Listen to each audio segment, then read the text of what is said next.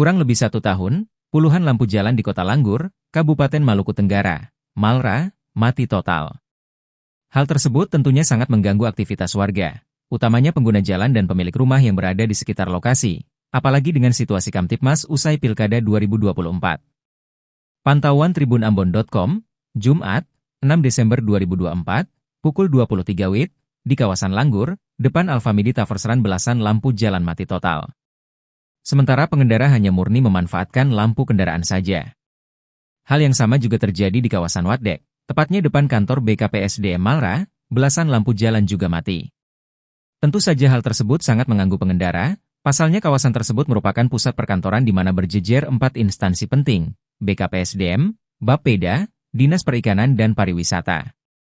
Gusti, salah satu pengendara kendaraan roda 2 mengatakan, pasca Pilkada 2024 Kamtibmas di Malra sedang tidak menentu tentunya membawa kesan tidak nyaman.